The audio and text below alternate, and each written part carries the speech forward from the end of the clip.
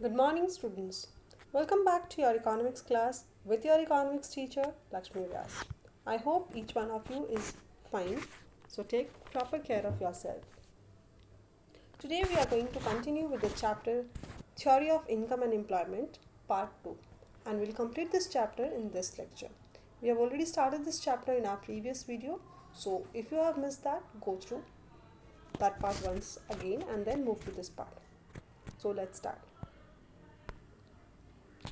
Area of discussion under this chapter, this second part is investment expenditure, equilibrium income determination using two approaches like aggregate demand and aggregate supply approach and saving investment approach. After that, we will discuss some numerical examples to complete the chapter. As I already told you all that a major portion of this chapter has been removed in our reduced syllabus for ISC 2021. So we are discussing only that portion which is there in the scope of this year's ISC exam. Let's start with the very first subtopic, investment expenditure. Investment expenditure. Investment means what? Investment is that part of aggregate output which takes the form of new plant, new capital equipments, new machines, new structure like factories, official building, residential house, etc. And addition to the business inventory. Inventory means stock of goods. Yes. So basically, investment is measured by the amount of total expenditure incurred on these items. It is very important determinant of aggregate demand and thereby the level of income and output and employment. So in the modern economist theory, investment is taken in the sense of real investment. Real investment means investment in the form of new plants, new machines, equipments, etc. Investment can be classified into various types. Basically, commonly we classify in private investment and public investment. Private investment means the investment expenditure is referred to private one when it is incurred by private individual on the purchase of capital goods like machines, plants, factory, office, building, etc.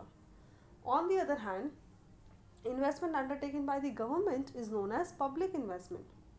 Government often invests in projects like road, dam, school, colleges, hospitals, gas and water supply, transportation, housing, etc. So public investment is largely motivated by public welfare. Now, in our analysis of income and employment, we confine ourselves to private investment only. Public investment is not in our scope. Investment in the government sector is not taken into account here. Here we are going to discuss another classification which is induced investment and autonomous investment. Induced investment means it is that investment which is undertaken as a result of change in real level of income. An increase in level of income leads to increase in the demand for consumer goods and as a result leads to increase in the investment so as to increase the production of consumer goods. So induced investment is directly related to change in the level of income. When income increases, investment increases, and that is called induced investment. So in the right hand side diagram, you can see the upper diagram is of induced investment, which is an upward rising straight line. When level of income increases from Y1 to Y2, the investment point moves from A1 to A2, which is again a higher one, indicating that investment is increasing because of increase in income. The second type of investment which we have discussed here is called autonomous investment. Yes, it is that type of investment which is not affected by a change in the level of income or output. So the curve of autonomous investment is given in the lower panel of the diagram here, and this curve is a horizontal straight line. That means when the income level is Y1 or Y2, the level of investment is same at level A, be the point A1 or A2, the value of investment you will get is exactly equal for all cases. That means even when income increases or decreases, the level of autonomous investment remains the same. So autonomous investment is called fixed investment, which is not affected by the level of income, and induced investment is the investment which is increasing with increasing income. Now, it is important to note that while explaining the determination of income and output in the simple Keynesian model, we will take investment in the sense of autonomous investment for the sake of simplified exposition. That means we are not going to consider induced investment into account. We will rather consider investment as autonomous, that is fixed, and the curve will be a horizontal straight line. So this was it for the part of investment expenditure. Moving to the determination of income and employment, which is the second subpart. This part is very, very, very important because it is for the long questions, 6-mark question. How income and employment will be determined, be it income of employment or income and output, it's all the same. So in order to understand this determination, we will have two approaches. Number one is aggregate demand and aggregate supply approach. Number two is saving investment approach. So let's start each one of them separately. This is aggregate demand and aggregate supply approach. In terms of aggregate demand and aggregate supply approach, equilibrium level of income and output in the economy is the one where the desired aggregate demand for goods and services is equal to the aggregate supply. Aggregate demand means the total desired expenditure of the community. That means the total desired expenditure includes expenditure on consumer goods by the consumer, investment on capital goods by business firm, that is C plus I. So here in the diagram also you can see that C is upward rising straight line, as we have discussed the consumption function previously. I is horizontal straight line. Right now we discussed about autonomous investment. So C plus I is also the vertical summation of C line and I line. Since the level of planned investment remains the same at all level of income, so C plus I curve is parallel to C curve, which is constant with a vertical distance between the two curves at all the level of income. So this is aggregate demand. Aggregate demand is AE, which is equal to C plus I, because here we have considered only a two-sector economy without government. So there is no rest of the world, there is no government, only aggregate demand equal to C plus I. Now aggregate supply. Aggregate supply is that value of total output, that is goods and services, produced in the economy in a particular year. Or we can say that aggregate supply is equal to the value of national product, national income. It is depicted by a 45-degree line originating from the point of origin. So a straight line from the origin, which makes a 45-degree angle with x-axis, shows both the aggregate supply and national income in the money terms. Now here we have two-sector economy. So income is partly spent in the form of consumption expenditure and is partly saved. So national income is sum total of consumption expenditure and saving. In the diagram we can see that aggregate demand and aggregate supply curves are drawn. Aggregate demand, as I told you, C plus I, which is AE, drawn here, and aggregate supply we have drawn a 45-degree line. So equilibrium level of income and employment is Y0, because equilibrium is that point where the aggregate demand curve and aggregate supply curve intersects each other. Here E is corresponding point of intersection of the desired aggregate demand curve, which is C plus I, with the 45-degree line. So accordingly, equilibrium level of income is Y0, because at this level of income, desired aggregate demand equals aggregate supply. At this level of income, desired aggregate spending is equal to national output. Now purchaser can fulfill their spending plans and firms are able to sell whatever they desire to produce. There is no incentive for the firm to change the output, so the output and income are at equilibrium. This is the way we need to explain the equilibrium income determination. Now, we have to understand why the economy cannot be equilibrium if the level of output is different from Y0. For example, suppose if the economy is producing at y1, which is greater than equilibrium level y0, as we can see in the diagram. Now in that case, the desired expenditure by1 is less than the production level of output ay1. So aggregate expenditure or demand falls short of aggregate supply. So firms are not able to sell the entire output which they have produced. Now firms are forced to add the unsold goods equal to AB amount to their stock of inventory. Now this unplanned rise in the inventory stock induces the firms to reduce production and thereby income, as indicated by an arrow, a left hand side moving arrow.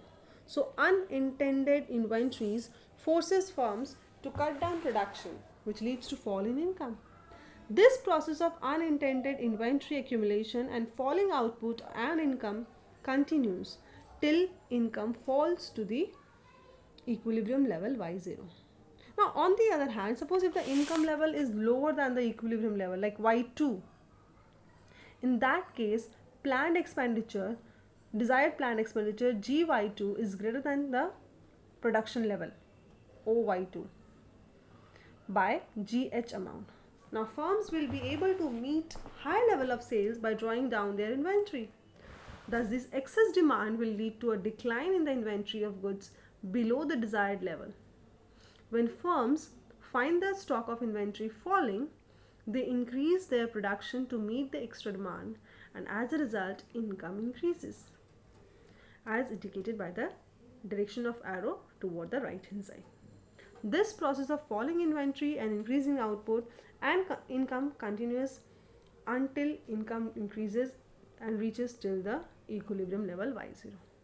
So we can say that only economy can be at equilibrium when the output level is y0. Neither y1 nor y2 can fulfill the aggregate demand equal to aggregate supply approach. This is what we need to explain here. Moving to the next part, which is saving investment approach. Here income can be determined by saving investment approach also. According to this approach, equilibrium level of income is determined at that level where the planned investment equals planned saving. From figure we can see the equilibrium level of income is OY0, which is at that point where the supply curve and investment curves are intersecting. At this level of income, that is OY0, aggregate demand equals aggregate supply, because that part of output which is not purchased by household is purchased by the firm. And at all the other level of income, desired demand will never be equal to aggregate supply, and so producers would either contract or expand their output, as the case may be. Now let us consider OY1 level of output. At this level of income, planned saving exceeds planned investment, because saving curve is above and investment curve is below. So AB is the extra saving. Now aggregate supply exceeds aggregate demand since consumption is low due to higher amount of saving. Now consumption expenditure of the household and the investment expenditure of the firm will not be sufficient to purchase the entire output produced. There would be excess production, which is supply, which equal to AB amount. Inventory will pile up, and with the producers, in a bid to cut down the inventory, firms will cut down production and lay off workers. As a result, the level of income, output and employment will decrease. This process will continue till the income decreases to the level of OY0. On the other hand, if the level of income is OY2, the planned investment of the firm exceeds the saving of the household by GH amount. As a result, the demand for the goods will be more than the current production by GH due to the high consumption expenditure, because saving is low. As a part of current demand will be met by reducing the inventory stock of goods, therefore the firm will like to expand production and hire more workers to build up the inventory. Thus, the level of income and output and employment will increase. This process will continue until output increases to OY0, where the saving equals planned investment. So here we have discussed the two approaches of income determination: aggregate demand, aggregate supply approach, and saving investment approach. Both of them give the same level of equilibrium income, as we can be verified from both the diagram on the same panel, lower and upper panel. Here in the table also we can determine this equilibrium level of income. Now it is very clear from the table itself that equilibrium level of income is rupees 300 crores, where the desired aggregate demand equal to aggregate supply or planned investment equal to saving. In case of desired aggregate demand exceeds aggregate supply or investment increased is greater than saving, income will increase, as in this case of corresponding to the income level rupees 100 crores and 200 crores. But in the case of aggregate supply being greater than the desired aggregate demand or investment is less than saving, income will tend to decrease. What happens when income is 400 crores or rupees 500 crores? So equilibrium will be reached at rupees 300 crores, where the aggregate demand is equal to aggregate supply, desired one, and saving is equal to investment. So combining both the topics, both the approaches rather, we can say that equilibrium level of income can be determined in this way. So this was here till this equilibrium level of income determination. This much is the syllabus, this much is the scope for the coming exam ISC 2021 in the theory portion. Remaining multiplier theory and other parts of this chapter has been removed from this part, from this new reduced syllabus for this year. So I'm not going toward that, since that has already been reduced.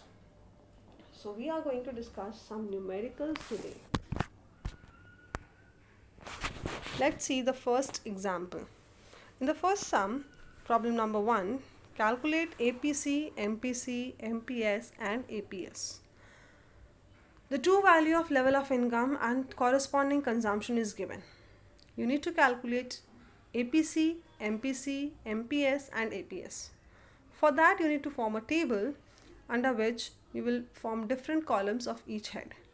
Like income is given 1000 and 1200, corresponding consumption is given 900 and 1060, then what will be saving? Saving is equal to income minus consumption. So subtract the values, 100 minus 900, 1200 minus 1060, so you will get the value of savings. Once you are getting the value of savings, you can calculate APC, MPC, APS and MPS by simply substituting the values of consumption, function, saving and income in the given formulas. The formula of APC, average propensity to consume, is C by Y. That means consumption divided by income. So the first value is 900 by 1000, which is 0.9. Second is 1060 by 1200, which is 0.88. So here with the help of numerical we can understand that this numerical is going well with the theory, which we know that when income increases, APC decreases. Second is MPC. MPC is delta C by delta Y, change in consumption by change in income. So what you need to do is 1060 minus 900, which is delta C, divided by 1200 minus 1000, so 0.8. APS you can calculate using two formulas. First you can write S by Y, that is 100 by 1000 or 140 by 1200, or APS can also be calculated using the relationship between APC and APS. So APS is equal to 1 minus APC. APS equal to 1 minus APC. So the answer will be 1 minus 0.9 is also 0.1. 1 minus 0.88 is equal to 0.12. What about MPS? MPS is delta S by delta Y. So 140 minus 100 divided by 1200 minus 1000. This is 0.2. Or if you want, you can calculate the value of MPS by using the relationship between MPC and MPS. That is MPC plus MPS equal to 1. So MPS is equal to 1 minus MPC. 1 minus 0.88. That is 0.2. Next is problem number 2. Complete the table. This kind of a sum can also come in exam, children. So MPS or MPC, APC and MPS. How will you calculate? Income is given 2000, 3000. Consumption is given 1900 and 2700. Corresponding saving is given. You can calculate the value of savings using the formula. Saving is equal to income minus consumption. 100 and 300. APC is C by Y, which is 1900 by 2000, 2700 by 3000. MPS is delta S by delta Y, 300 minus 100, 3000 minus 2000, you will get 0.2. Moving to the next sum. Income is given, MPC is MPS, S, this table is given. You need to complete the table. How will you complete the table? See, the first column is income. Second is MPC. How will you calculate MPC? It's all given. First value of MPC can never be calculated. Apart from that, all other you can calculate. How will you get the savings? See, in the saving function, starting value, which is at 0 level of income, saving is minus 90. When at 0 level of income, saving is minus 90, that means it is dis-saving, negative saving. When we write the saving function in mathematical form, we write S is equal to minus A plus 1 minus small c into capital Y. Minus A is minus autonomous consumption plus 1 minus MPC whole multiplied by the income level. So here from this we can get that autonomous consumption is 90 and MPC we can get from the table itself. Now in the table we have formed the third column, which is giving the delta C value. Delta C means change in consumption. MPC is delta C by delta Y. So if I multiply MPC and delta Y, I can get delta C. 100 into 0.6 is the equal value for all, because delta Y is 100, 100 minus 200, 200 minus 100, 300 minus 200, it's all 100. So change in income multiplied by MPC will give you change in consumption. Then the next column is consumption column, where you can calculate C is equal to 90 plus 0.6Y. How will I get that? 90 is autonomous consumption plus 0.6 is MPC and Y is the income level. 90 plus 0.6 into 100, 90 plus 0.6 into 200, 90 plus 0.6 into 300. So corresponding values of consumption is 150, 210 and 270 respectively. In the table, consumption function was not required to be calculated, but it is required for us to calculate the other values. So we can get saving from this simply by subtracting income and consumption, which is 100 minus 150, 200 minus 210 and 300 minus 270 respectively. So the value of savings which we will get after calculating is minus 50, minus 10 and minus 30 for the three level of incomes. For the first one, it is already given. So that column will be complete. Next is APC. APC is C by Y. APC is C by Y. So C is calculated already, 150. Y is 100. So 150 by 100. 210 by 200. 270 by 300. These are the three values of APC. Next is APS. APS is S by Y. Minus 50 by 100, minus 10 by 200, 30 by 300. So we can get the corresponding value of APS. The trick in this sum was to calculate delta C and C. Consumption and change in consumption was required, which is not given any clue in the question. That is, according to the theory, we need to use and apply our brain. Next is number 5, which is very simple numerical, where C is 300 plus 0.8 Y. The level of income Y is 4000 given. Find the level of consumption. For this kind of a sum, it's very simple, children.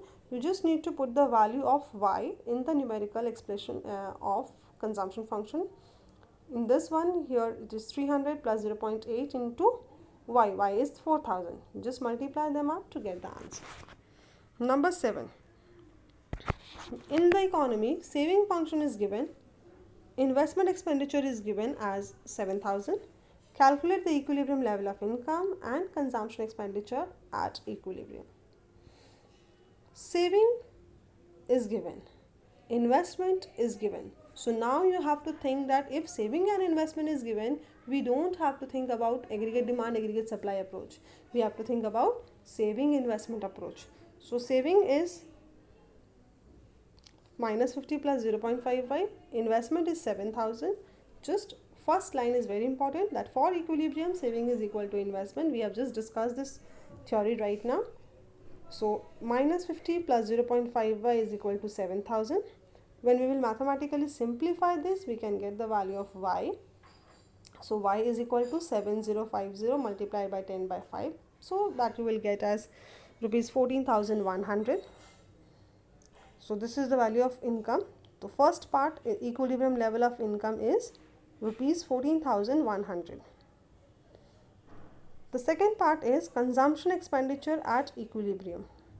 In order to get consumption expenditure at equilibrium, in the question, if there would have been the consumption function given, then we could have put the value of y in the consumption function and get the answer. But here in this sum, consumption function is not given. What is given? Saving function is given. So we can directly calculate the value of saving by putting the value of y as 1014100, which will give you a saving value of 7,000.